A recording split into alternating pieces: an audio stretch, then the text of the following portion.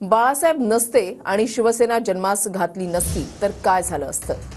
महाराष्ट्र दिल्लीच्या वाटेवरील पाय पुसणं झालं असतं असं सामनातून म्हटलं गेलंय. आता मराठी माणूस जाती पोटजातीमध्ये फाटला, त्याला ठिगळही लावता येत नाही असं सामनातून म्हटलं गेलंय.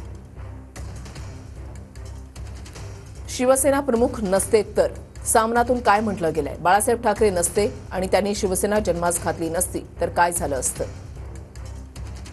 महाराष्ट्राचा दिल्लीच्या वाटेवरील पाय पुसणं झालं असतं. मराठी माणूस लाचार आणि हतबल झाला असता.